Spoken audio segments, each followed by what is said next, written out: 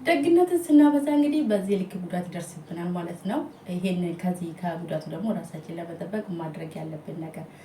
ሰላም ውድና የተከበራችሁ ቤተሰብ እንዴት ናችሁ? እኔ እግዚአብሔር ይመስገን በጣም ደህና ነኝ። እናንተም ደህና እንደምትሆኑ ተስፋ አደርጋለሁ። ዛሬ ደግሞ ይዤላችሁ የመጣሁት ነገር ምን መሰላችሁ? ደግነት ስናበዛ ምን ያክል ጉዳት እንዳለና ደግ ማለትስ ደግሞ ምን አይነት ሰዎች እንደሆኑ እስቲ አብረን እናያለን ማለት ነው። እንግዲህ እናንተም ደግሞ ላይክ እና ኮሜንት ሰብስክራይብ እያደረጋችሁ ቤቴ እንደምታበረታቱኝ እንደምታሳድጉኝ ተስፋ አደርጋለሁ። ከጎኔ እንዳላችሁ ደግሞ አውቃለሁኝ ማለት ነው። ስለዚህ ዛሬ ልላችሁ የፈለጉት ነገር ምን መሰላችሁ? ብዙውን ጊዜ ደግ የሚባሉ ሰዎች በጣም ይጎዳሉ። የሚጎዱት ነገርስ በምን መንገድ ነው ማለት ነው? ደግነት ማለት ራሱ ምንድን ነው?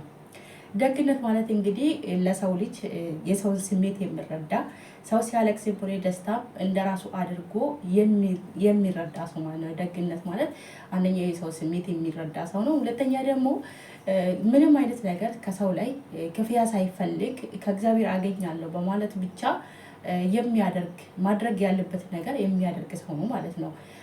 እንግዲህ እንደምታዩት አሁን ብዙውን ጊዜ እኛ በስደት ዓለም ላይ ያለን እህቶቻችንና ወንድሞቻችን ብዙውን ጊዜ እንጎዳለን። ብዙውን ጊዜ ከራሳችን አሳልፈን ለሰው ነው የምናስበው ማለት ነው። ለምሳሌ አንድ ሰው ታሟል ከተባልን ለራሳችን እየታመምን እያለን እንኳን ለራሳችን አውጥተን ከመታከም ይልቅ ለዛ ሰው አድርገንላቸው እነዛ ሰዎች ቢታከሙና ቢድኑበት ለእኛ ደስታችን ነው። ይሄ የታወቀ ነው።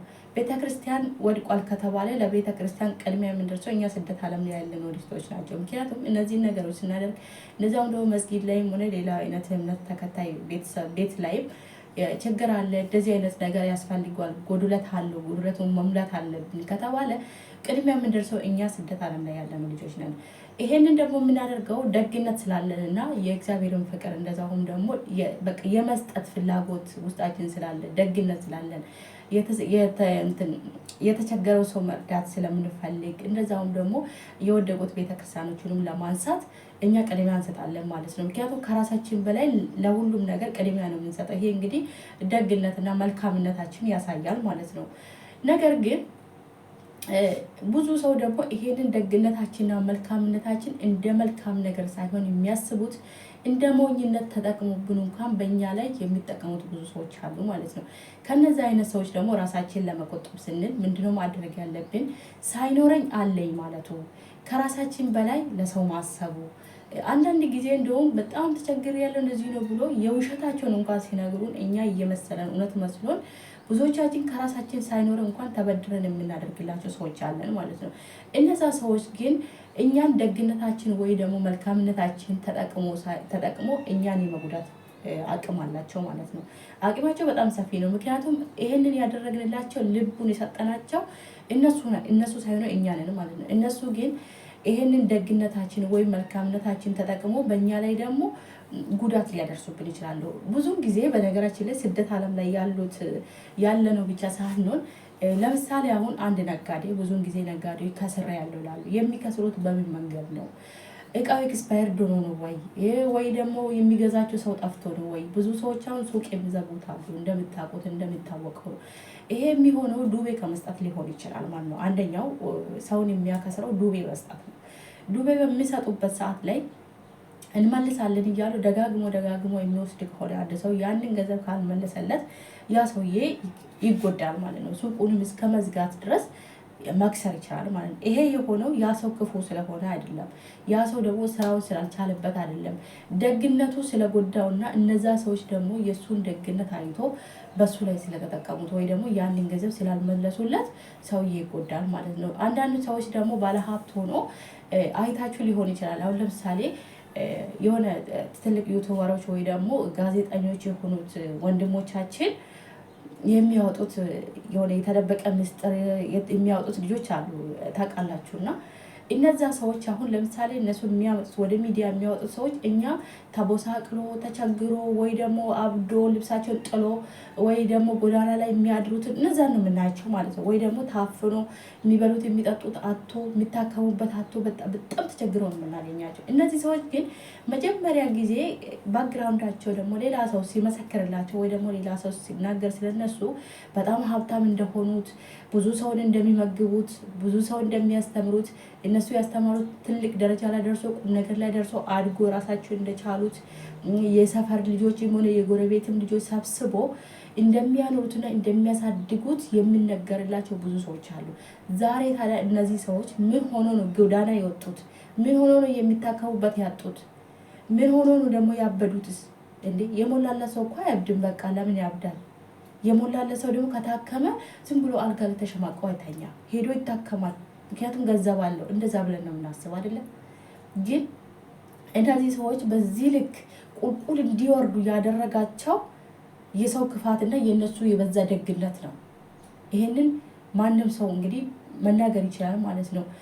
ማለት ባክግራውንዶች ስንሰማ እንደዛ አይነት ህይወት ያላቸው ሰዎች ናቸው ማለት ነው። ስለዚህ ሰው የእኛን ደግነት ተጠቅሞ የእኛን መልካምነት ተጠቅሞ እንደ መልካምነት ሳይሆን ጭራሽ በእኛ ላይ ተጠቅሞ እኛን የመጉዳት አቅም አላቸው ማለት ነው። ለምሳሌ አሁን እንደዚህ መንገድ ላይ የወደቁት እና የሚያብዱት ሰዎች ማለት ነው መጀመሪያ በጣም በቃ ሌክቸር የሆነ ህይወት እየኖሩ መጨረሻ ላይ የሚወድቁት እነሱ ባሳደጋቸው፣ እነሱ መልካም ባደረጉላቸው፣ እነሱ ስራ ባሳዙት፣ እነሱ አስተምሮ ለቁም ነገር ባበቁት እንደዚህ አይነት በዙራቸው ባሉት ሰዎች ነው ተጎድቶ ይሄንን ያክል መከራና ሲቃይ የሚያሳልፉት ማለት ነው። በስደት ዓለም ላይ የምንኖረው እህቶቻችንና ወንድሞቻችንም ይሄንኑ ነው በቃ የኛ ዕጣ ማለት ነው። ምክንያቱም ብዙ ልጆች አሁን ከዚህ ወደ ከሀገራቸው ከዚህ ከስደት ዓለም ወደ ኢትዮጵያ ሲሄዱ ምንም በቃ ለራሳቸው የሚሆኑትን ሳይሆን ለሰው ከሚያደርጉት የተነሳ ማለት ለራሳቸው ሳይሆን ሌላ ሰው እያሉ ለቤተሰብ፣ ለዘመድ፣ በቃ በዙራቸው ባለው ሰዎች እያደረጉ ይቆዩና መጨረሻ ላይ ኢትዮጵያ ሲመለሱ ወይ ደግሞ ገንዘብ ከባንክ ላይ ሊኖራቸው ይችላል፣ ወይ ታሞ ሊመለሱ ይችላሉ፣ ወይ ከእጃቸው ምንም አይነት ሳንቲም ላይኖራቸው ይችላል እና በባዶ እጃቸው በሚመለሱበት ታይም ላይ ማንም ዞር ብሎ አያቸውም ማለት ነው። ትናንትና እኮ እሷ ደግ ናት ሲሰጡት ማለት ነው። ትናንትና እኮ እሷ ደግ ናት፣ እሷ እኮ መልካም ናት፣ እንደዚህ ናት የተባለው ሰው ሁላ መጨረሻ ላይ ግን እኛ አንድ ቀን እንግዲህ ቀን ስጥለን ደግሞ ደግ ናት የሚባለው ሳይሆን የሚመጣብን ምን መሰላችሁ? ለሁሉም እየበተነች ነው። ለምንድነው ራሷን የማትጠብቀው? ለሰው ብላ ነው ወይ ከሀገሯ የወጣችሁ?